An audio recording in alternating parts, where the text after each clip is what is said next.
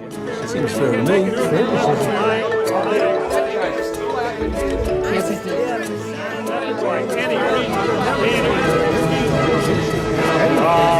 if you don't know what fair is, you can't make it. Unacceptable by any reason.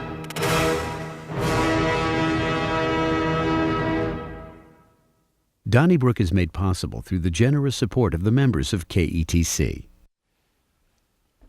And something a little different to kick off this edition of Donnybrook. Thanks so much for joining us. We're so happy to have you aboard. And thanks to our friends at the Gatesworth for making this program possible, as you do week in and week out. Let's meet the panelists who are joining us for this edition, starting with the media veteran herself, Wendy Weiss, along with Bill McClellan from the St. Louis Post-Dispatch, Ray Hartman from St. Louis Magazine, and from the St. Louis American and STLMag.com, the one and only Alvin Reed, and lots to talk about. So I'll ask for your brevity in advance because we want to get through all these topics tonight, right, guys? And gal, we'll start with you, Wendy. I want to ask you about a big decision that could affect the future of the country like no other, and that is the appointment or the choice of Brett Kavanaugh from the D.C. Circuit Court of Appeals to be the next Supreme Court Justice. This was the pick by President Trump this week, and now come the confirmation process and the Senate has to vote on it. They say that the most difficult position will be for those Democrats in red states, like Claire McCaskill, who's running for re-election in November. What should she do if she wants to win re-election in November? I think she needs to act like a veteran. I think that's the strongest suit that she has to play. And I think that when you read that she is polling, and while I understand that that's the way they do it, that's the MO, the mechanism that they make these decisions, but to sort of, the finger in the air to see which way the wind is blowing when you're in a race with a young man who now seems to be really quite energized, Josh Hawley, she needs to look like she's the elder statesman. So how about that polling she did this week where she asked her? She's asking her supporters, and I believe it just went to her supporters, what is most important to you when it comes to the Supreme Court? Is it gerrymandering? Is it abortion? Is it, I'm for immigration? Mm-hmm, sure. Which topics are most important to you? I want to know what she thinks is most important. You're wrong, Wendy. Thank you, Ray. You want brevity, right? I wanted brevity. Thanks a lot. That's all Hey, I've got to say. Set a new record. Actually, I disagree in that I think, first of all, you'll want senators, representatives to represent people. At least what her conclusion is one thing, but she should be polling folks to see what they think, A. And B, in this particular case, I generally think it's a mistake for red state Democrats to think that there's any benefit to pandering to the right somehow or somehow modifying the vote. If she decides, and I'm not going to decide for it, we haven't had the hearings, that Kavanaugh is a qualified judge, she should vote for him, and if she doesn't, she should vote against him. And after the hearings, but I don't think there's any this being in the center. Unless she does polling, real polling, of the independent voters and finds that it's some huge deal, I prefer people really vote for their conscience and not worry about thinking that it's going to mollify the other side. Well, I think, and I would consider myself a McCaskill supporter, and I think she just ought to vote for the guy, not because of the looming election, but, Donald Trump won the presidential election, and part of that is putting up candidates for the Supreme Court. And unless the president puts up some loony person, I think that the senators ought to say, okay, elections have consequences. I'm voting for the guy. And I think that Kavanaugh seems like I don't agree with him on the issues, but I don't think you should be voting against him because you don't share his political philosophy. Brevity, I agree with Bill. No, I seriously, in ways I do. Look, I think Democratic senators could come together and say, like, do we have the votes to stop this? And it could get as close as, Vice President casting the deciding vote. We can't stop it. So let's either all vote against him or either let's all vote for him and let's put it out there. Let's get together. Let's sit down and just tell the world this is what we're going to do. Disagree with him? We think But he's you wrong on understand, anything? you understand why this is such a.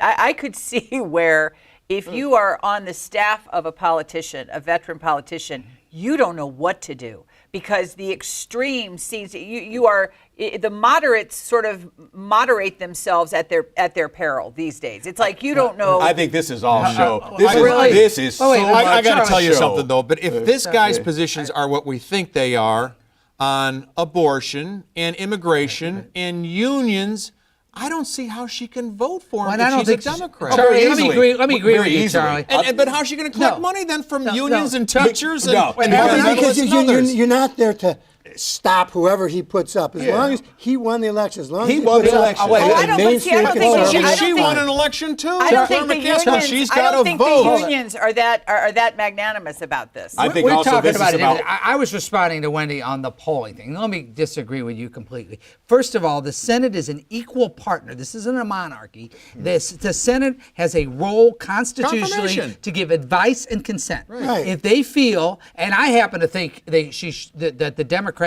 ought to have a strategy to either stall this or reject them till after November, I think this- just the way that they did is- with Merrick that's- Garland. that's not gonna work. No, That's- I think that's that what is they not should gonna work. do. But That's you not gonna didn't like it when the Republicans No, and I think did it? the Democrats should do it back No, until that's- the Republicans. no, But I will that's- say this. All right, okay. I totally but the disagree. point is, Let's move on. Let's she move has on, the guys. right, and if All she right. thinks that No, this let's move person- on, Ray. Okay. she should vote her conscience. Bill, I want to ask you. You said you are a supporter of McCaskill. Yes, I like McCaskill. What did you think of Josh Hawley's first ad? A 30-second ad was released this week, kind of opening up the election season, at least on television. I thought it was a good ad. I mean, he talked about the important thing is judicial appointments, and McCaskill wants liberal judges, and Hawley represents the true feelings or values, of Missouri. And, I don't think that he really does, but I thought it was a good ad. I mean,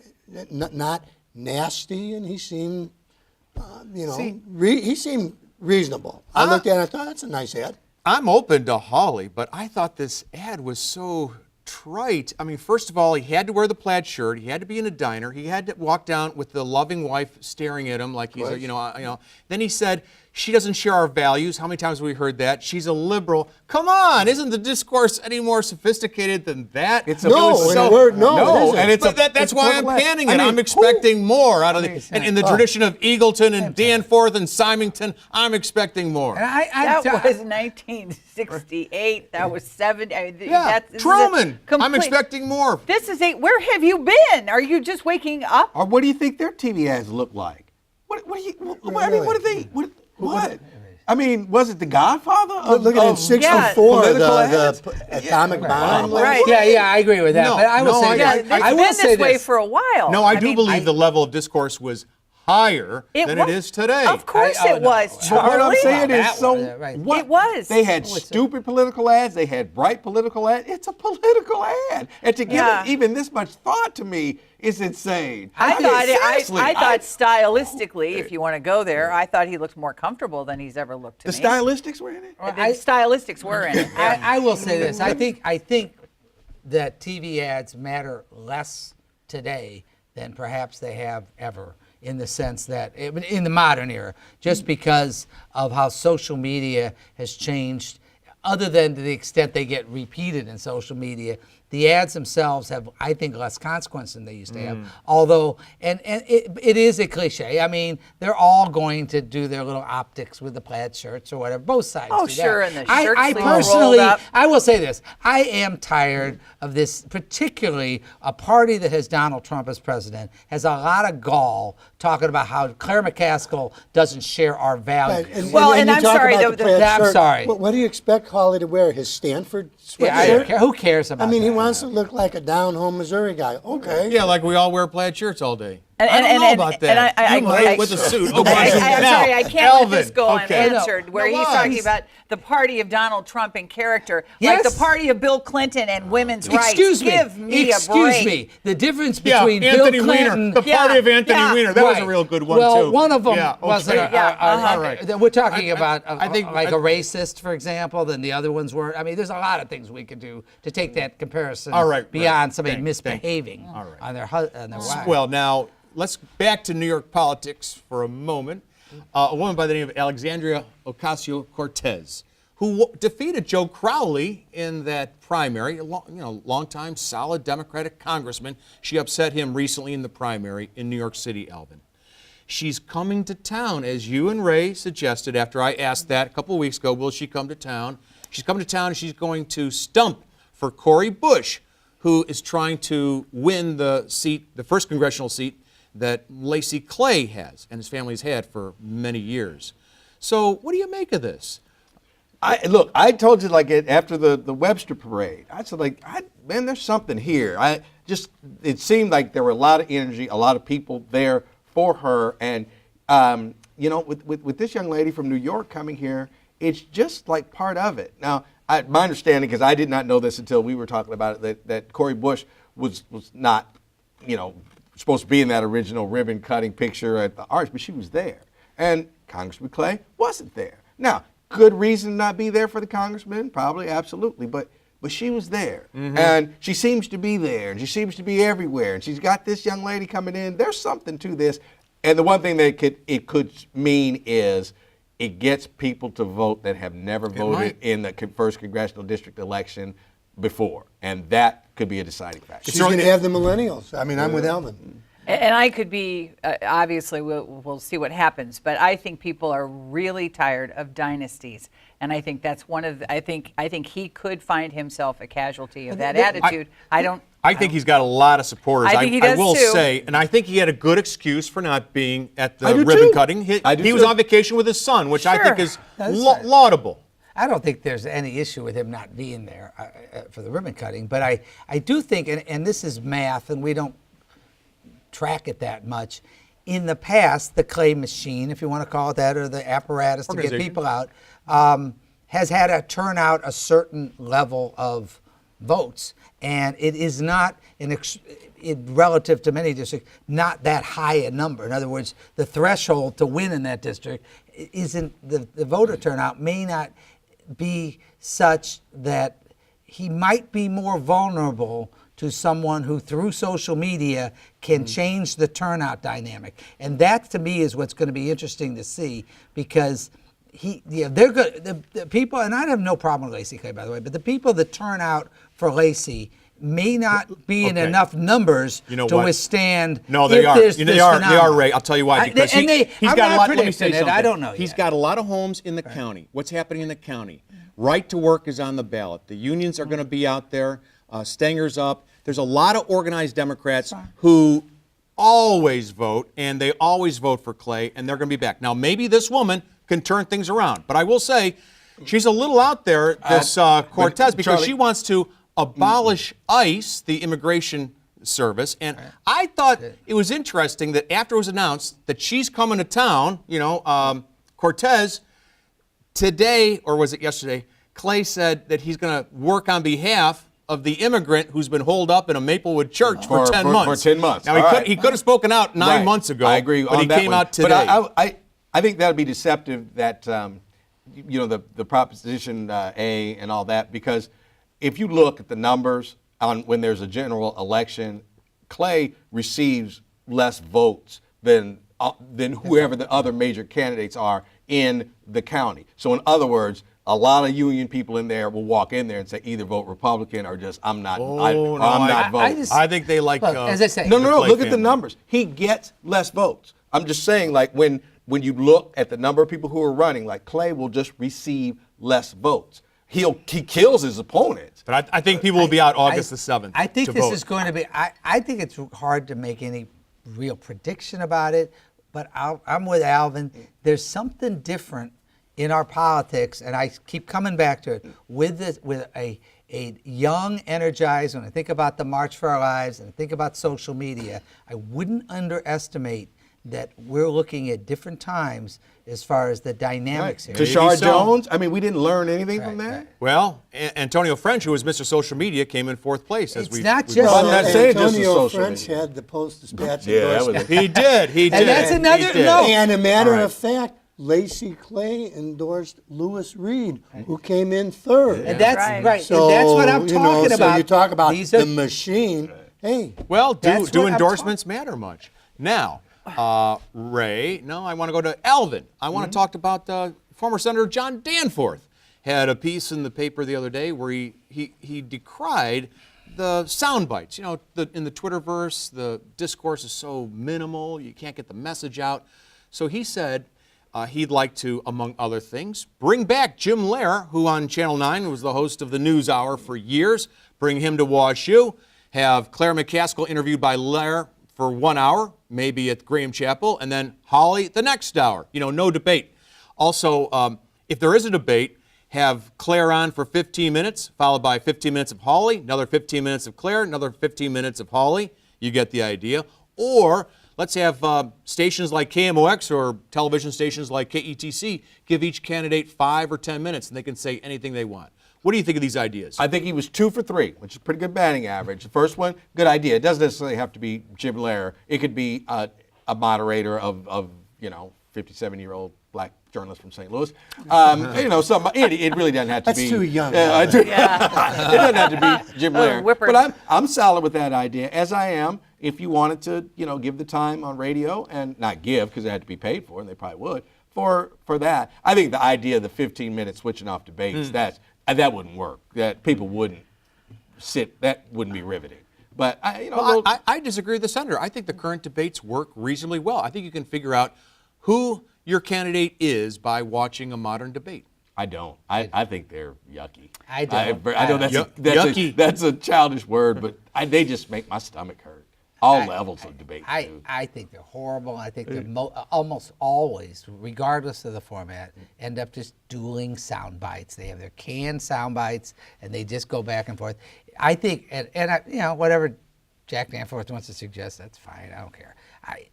I would say this: if I could somehow script it, it would be literally 2 people and a timekeeper, and the rules would be the only thing.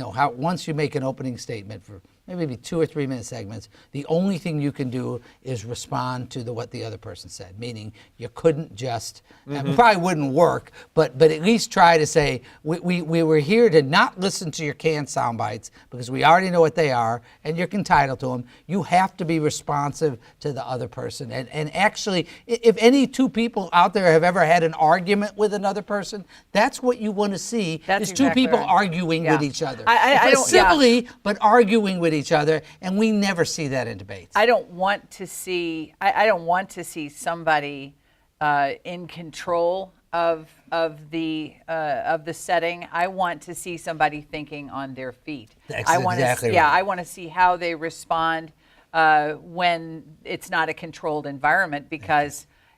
Politics is rarely a controlled environment. At least it seems to be anymore.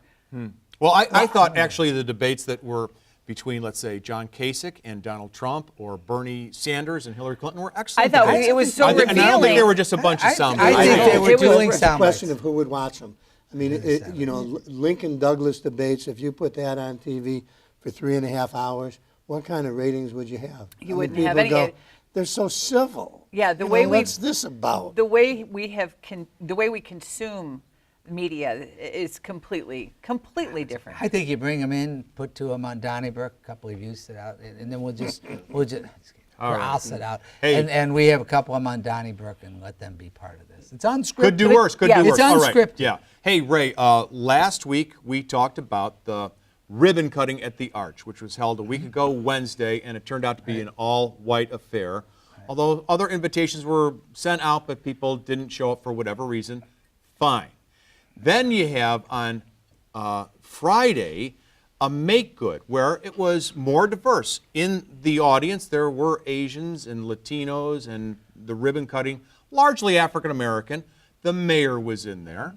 So is it all good now? Make good, we move on, or where are we now Well, with this? I thought it was nice to see because the first thing was so outrageous and embarrassing, regardless of your politics, that something needed to be done. And I thought that the second, certainly the optics of the second one, I thought were nice, and I liked it, and that's fine. And having said that, I think that to your first point, I don't agree that we're just done with it. I think the foundation, whatever it was, has some explaining to do still about how that happened and why, because it was They're not great. explaining it. No, they will not release. And We're that's talking about ridiculous. I mean, That they is get public ridiculous. money and they won't give it. They They're won't not the release Department it. of Defense. I mean, this is outrageous. I think it's completely outrageous.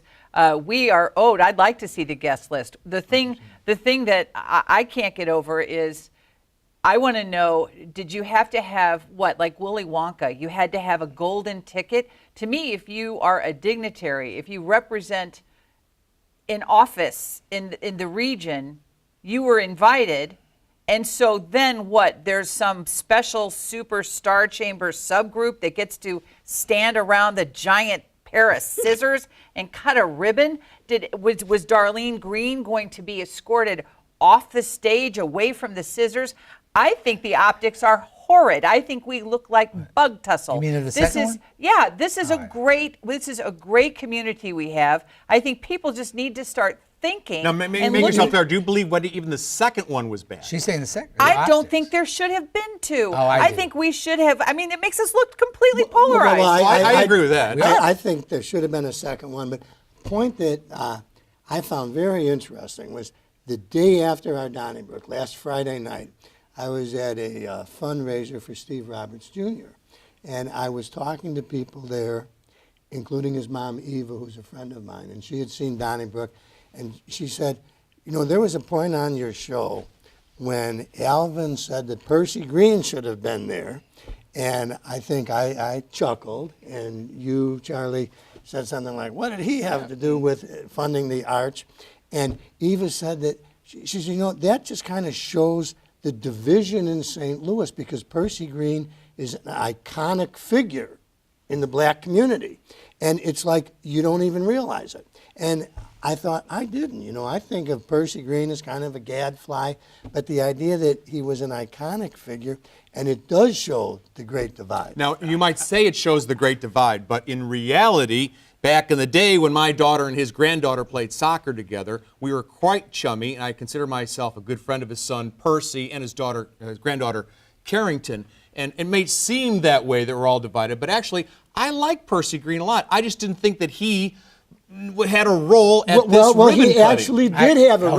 He climbed the arch in a protest, and- But that was asking 50 for years jobs. ago. Yes, it is. But Charlie, that's as when part the of our conversation excuse me, started. But if you want to talk about the civil rights movement in St. Louis, which we weren't talking well, about. no, I'm saying arch. if you would like, arch. if we're talking about the '60s, probably the two most iconic moments in the civil rights movement were Bill Clay going to jail and Percy Green climbing the arch, and they are, and he is And iconic. so Bill Clay should have been there, too. Well, and in this city, would have been, that'd been really. in I the think he city of should St. have. Louis, Yes, actually. in the city of St. Louis, you've redone this whole arch. Okay, in other cities, like Wendy said, people are smart enough that Percy Green would have been there. The reason he wasn't there, you can either blame on race or you can just blame on stupidity. And I will say this: I might not have had it either, Wendy, because I'm a shallow, petty guy, and I would have just held a grudge. I really would have. I You wouldn't might have been not in. have what? I know you don't hold No, grudges. and I'm being serious. I wouldn't have been in but a Alvin, hurry. I still want to be very, very clear Yeah. for the viewers. What I'm saying is not that the second ceremony was. I'm saying it should never have been necessary. It should not Okay. have I been agree. necessary. But let me say That's this. fair. I will There say should have this. been one. When the Reverend Al Sharpton came to town and he spoke, delivered a sermon or remarks at the funeral of Michael Brown, he said as soon as he came to town, he could feel the backbiting and the backstabbing in the community. He said, in this town, you can look it up, it's on YouTube, more people want to get on the program than develop a program. And I still believe that we are concentrating on some issues that are not as important as others. Okay, if you want to mention backbiting, another interesting thing about the second ribbon cutting, I thought, was in the story in the Post-Dispatch. The mayor, Lyda Crewson, was saying that, geez, I didn't organize this, but I should have been more proactive and looked at the list. And the treasurer, the shadow mayor, Tashara Jones, was all over her about coulda, shoulda, woulda, we're tired of this from Lyda.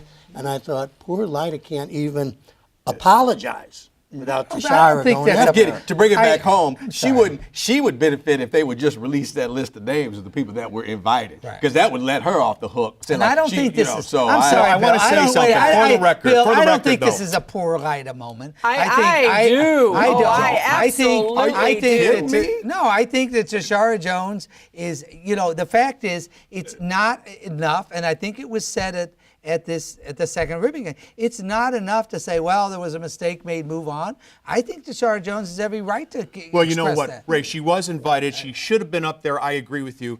But to blame it on Lyda, it I'm was not blaming it on Lyda. It was the She did- Gateway she- Arch Park But you know, she Foundation, wasn't blaming it which, on Lyda. which Why? organized the whole thing. I'm not blaming they it on somewhat Lyda. apologized, but I agree with those on the panel who think they should release the invitation list so we Yes. can You see bet they who should. was invited. You bet they should. You just asked, was this a bad look for Lyda? And it absolutely But was. she Because feels like- you are the mayor of this mess. You shouldn't have signed on if you didn't want to take on the And problems that's what that I'm we saying. have. It wasn't a But poor you Lyda have moment. to- It's federal property, though. Yeah, I mean, it's but kind of you- out of her jurisdiction. Oh no! Excuse me, nah. It is, Charlie. You're the and mayor. All I'm You're saying, the mayor. You're This standing mayor up there. doesn't have that much Wait, power. You're the mayor. You saw those white people standing up there.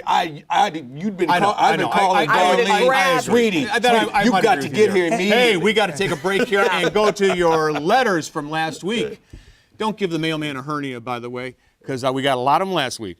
I go where I can park easily and mostly for free. Why fight parking issues? That from Mark Kaysen of St. Louis, who was talking about the 300,000 parking tickets given out last week. We discussed that last week. Brennan seemed to be dismissive and insensitive to the calls last Thursday evening expressing concern about the lack of diversity in the ribbon-cutting ceremony for the Arch Grounds. He commented that other issues were more important. For me, the matter is not either or, but both and, from Sister Barbara Moore. Thank you very much. We also heard from John Mullen, who wrote, Brennan, in speaking about moms in the Webster Groves Parade, you stated they are against guns. We are not. We are for sensible gun laws like background checks, closing the gun shop loophole, and not allowing domestic violence perpetrators to own or carry guns. Thank you, Mr. Mullen of Kirkwood. We invite you to write us, care of KETC, 3655 Olive Street, 63108. Don't forget those emails, letters@ketc.org, and those tweets. Hashtag Donnybrook STL, because Bill and I will be reading those on your turn in just a matter of moments. Everybody else will see you next week at this time. Don't go away. Donnybrook is made possible through the generous support of the members of KETC.